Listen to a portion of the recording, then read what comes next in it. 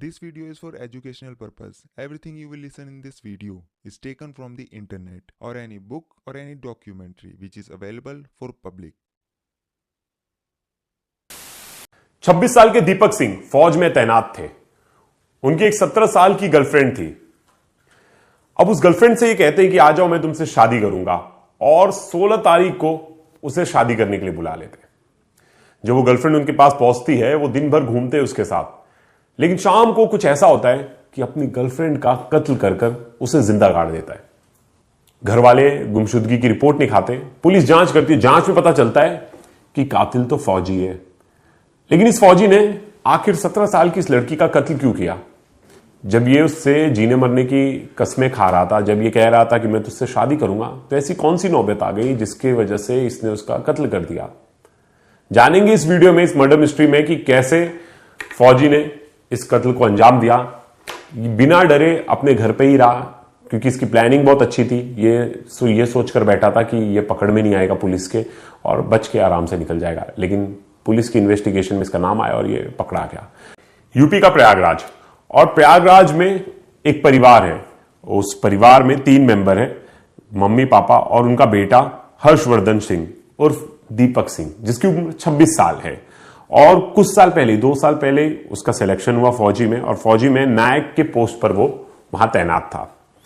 अब ये जिस एरिया में रहता था, थरवई, और इस गांव का नाम था कुसुमगुर गांव। अब इस गांव में ये जहां रह रहा था, वहीं एक लड़की भी थी जिसका नाम था साक्षी यादव, जिसकी उम्र 17 साल थी। वैसे ये रहने वाली कहीं और की थी, इसके मम्मी पापा बरेली साइड रहते थे, लेकिन इसके जो मौसा थे वो यहां रहते थे। तो पढ़ाई के लिए, प्रिपरेशन करने के लिए, गवर्नमेंट जॉब के लिए ये आई थी प्रयागराज, और यहां अपने मौसा के यहां रहकर ये अपनी पढ़ाई कर रही थी। मम्मी पापा देहात में थे, तो वहां उतनी फैसिलिटीज नहीं थी अच्छी एजुकेशन की, तो उसके लिए वो शहर आ गई।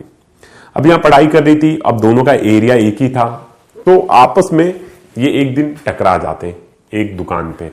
दोनों की दोस्ती होती है किसी बात को लेकर, क्योंकि उसका गूगल पे नहीं चलता है, 15 रुपए का पेमेंट था। तो फौजी साहब ने कहा कि मैं पेमेंट कर देता हूं। पेमेंट कर दिया, दोनों ने नंबर एक्सचेंज किया, और इसी बहाने दोनों की बातचीत शुरू हो गई। धीरे धीरे ये बातचीत बढ़ती गई, दोनों मिलते गए एक दूसरे से। और वैसे देखा जाए तो लड़की नाबालिग थी जब दोनों की दोस्ती हुई, और जो दीपक है, दीपक सिंह फौजी, वो उस समय 25 साल का था।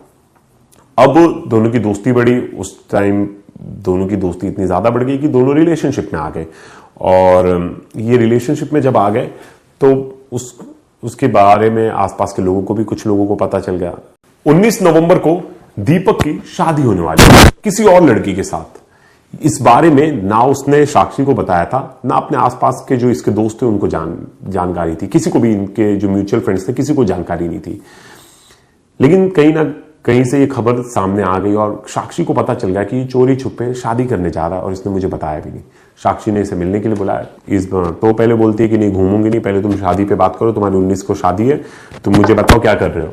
तो बोलते हैं कि मैं तुमसे शादी करूंगा, तुम सिंदूर की डिब्बी लेते आना और मेरे साथ चलो। तो पहले ये बोलती कि नहीं, पहले अपने मम्मी पापा से बात कराओ। बोलती है अरे मैं तुमसे शादी कर रहा हूं ना, शादी करके हम दोनों भाग जाएंगे। 9 तारीख को बातचीत करता है, उसको समझाने की कोशिश करता है कि, तो फिर नहीं समझती। फिर बोलता है अच्छा चलो कल का दिन फिक्स करते, 10 तारीख, कल मैं तुमसे पक्का शादी कर रहा हूं, और हम दोनों इस एरिया को छोड़ के यहां से निकल जाएंगे। फौजी की बातों में आ जाती है लड़की, और लड़की सोचती है सच में शादी करेगा, अपने घर वालों को छोड़ देगा, और बाकी जिस लड़की से शादी करना है उससे भी शादी नहीं करेगा, रिश्ता टूट जाएगा। फिर जब मामला शांत हो जाएगा तो हम ये गांव वापस लौट जाएंगे।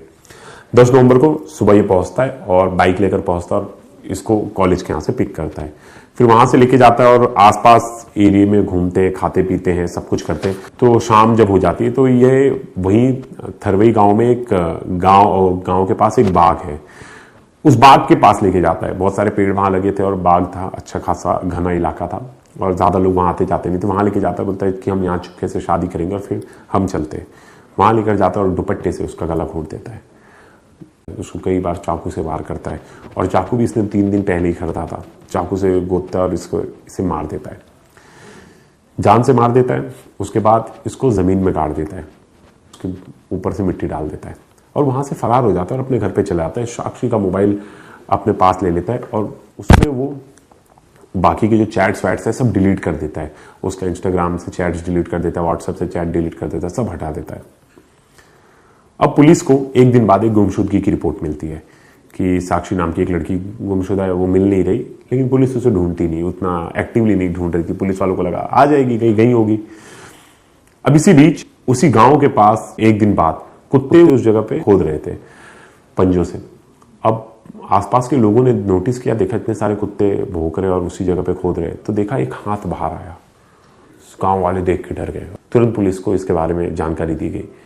पुलिस वहां मौका वारदात पर पहुंची। पुलिस ने लड़की की डेड बॉडी निकाला। पुलिस ने आसपास के थानों में जब पता चला कि हाँ, एक गुमशुदगी की रिपोर्ट तो आई है, उसका नाम, उस लड़की का नाम साक्षी यादव है।